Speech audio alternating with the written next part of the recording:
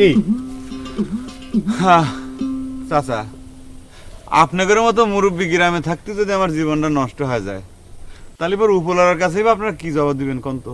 শোনো বড় গেদা, উপরওয়ালার কাছে কি জবাব দেবো সে চিন্তা না করে তুমি বরং আমাকে কয়া দাও, তোমার জীবন নষ্ট হওয়া না হয় আমার কি করার আছে কও।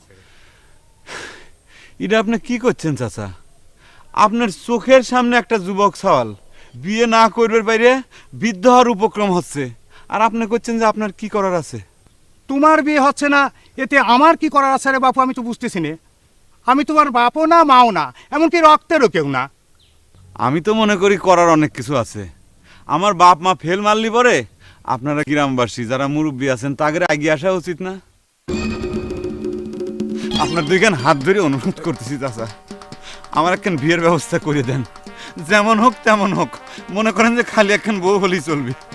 আরে বড় হাত ছাড়া তো শোনো, আমার জানা মতে তোমার বাপ তোমার জন্য বিয়ের কম চেষ্টা করে নাই, কিন্তু মেয়ে বাড়ির লোকজন যদি তোমার সাথে মেয়ে বিয়ে না দেয় তাহলে তো জোর করা যায় না। আর বিয়ে দিবিই বা কিরম করে? তুমি তো কাম কাজ কিছুই করো না। আজও দেখলাম তোমার বুড়ি বাপটার দোকান বন্ধ করে মুকামে যাওয়া লাগলে, আর তুমি এত বড় জুয়েন সাওয়াল আজারি পেশাল পাড়ি বেড়াচ্ছাও। একটা কথা কিছুতেই আপনি করে বুঝিবার পারতেছি না চাচা। কাম যে করব মনে তো আনন্দ থাকা লাগবে। জুয়েন মানুষ, ঘরে বউ থাকবি, আনন্দ নিয়ে কাম করব, সেই আনন্দের ব্যবস্থাটাই তো হইল না চাচা। সুকা, বিয়ে করে বউ খাওয়াবে কি সে চিন্তা করেছ কোনোদিন? আজকাল কারোর মেয়ে এত সস্তা হয় নাই যে তোমার মতো অকম্মার সাথে বিয়ে দিবি। আবারও ভুল করতেছেন চাচা। আমি কি সারাটা জীবন এরকম অকম্মা থাকবো? বিয়ের পর ঘরে জুয়াল পড়লি ঠিকই মনে করেন যে সোজা হয়ে যাইতেম। আপনারা খালি জুয়ালটা ঘাড়ে তুলে দেওয়ার ব্যবস্থা করেন। আমি বাপু ঘটকও না, আমার কাছে বিয়ের কথা কয়া কোনো লাভ নাই। আর আমার ঘরে কোনো সমর্থ মেয়ে নাই যে তোমার হাতে আমি তুলে দেবো। সরো, বিরক্ত করে না যাও। চাচা চাচা, আর কোনোদিন বিরক্ত করে না যাও। মেশিনটা একটু দে তো, হিসেবে ঠেকে গেছি।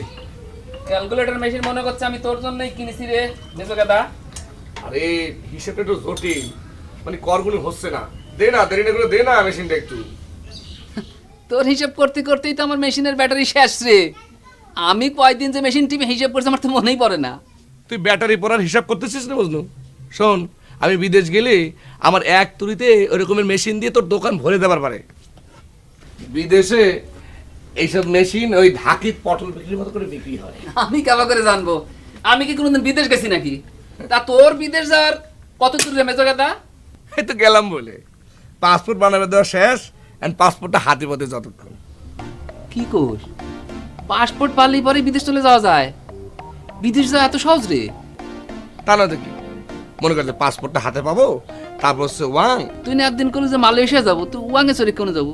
আরে বধু, ওয়াং মানে হচ্ছে টাকা। টাকা আব্বার কাছ থেকে টাকাটা হাতে পাইতে যতক্ষণ দেরি। আচ্ছা এই এত কথা কষ্ট দেখি, আমার হিসাবটা একটু করবার দিই।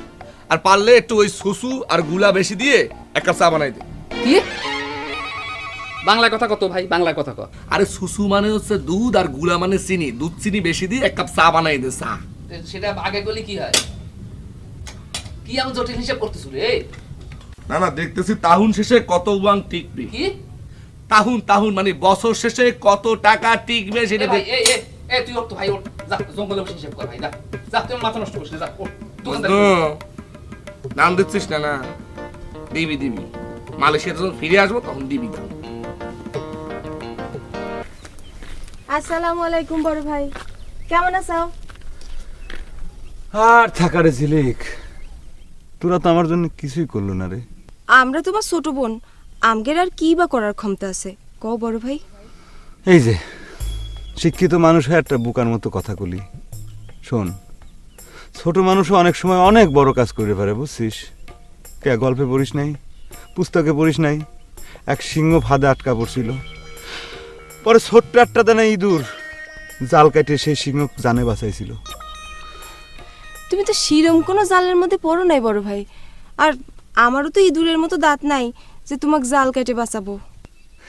তোরা এসব কি কথা কষেছিলিক? তোরা গ্রামের যারা যুবক নিয়ে সালপল আছিস, তারা যদি আমার জন্য একতা হয়ে একবার বিয়ের কথাটা তুলিস, তাহলে পরে তো আমি জানে বেঁচে যাই রে।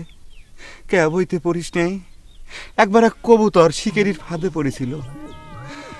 ওরে সব কবুতর মিলে সেই জাল সদ্যে শিকারির জাল সদ্যে উড়িয়ে নিয়ে চলে গেল। তোরা শিক্ষিত মানুষ হয় যদি এইসব জ্ঞান অর্জন না করিস তাহলে কেবা করে হবি রে?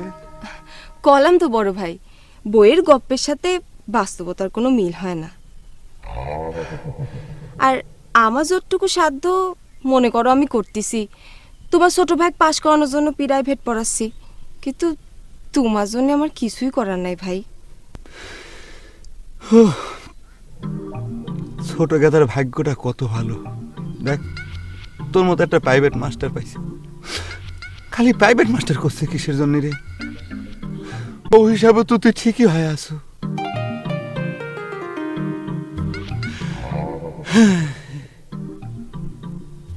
আমার কপালটাই খারাপ রে, আমার জীবনে কিছুই হইল না রে।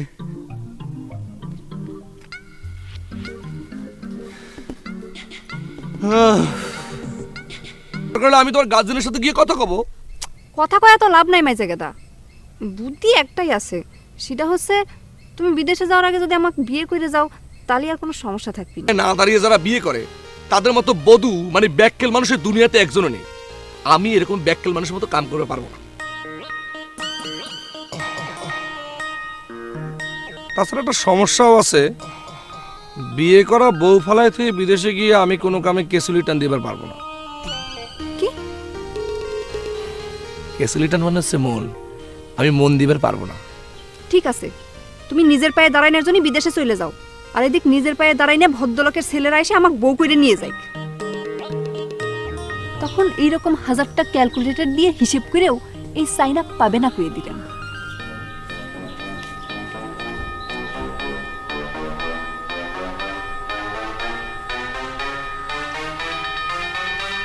শোনেন কাকা, ও যে তালেব চাচার 3 গাদা, ওকে আমি 3 গাদা কব না, ওরা আসলে 3 গাধা। লোকটার জন্য খারাপই লাগে। সারা জীবন কষ্ট করে এই বয়সেও যদি এরকম কষ্ট করে 3টে জুয়েন সাল থাকতি, তাহলে কি সহ্য হয়? ক কিছুই না, ও যদি ভাত বন্ধ করে দেওয়া যায় না তাহলেই সাইজ হয়ে যায়।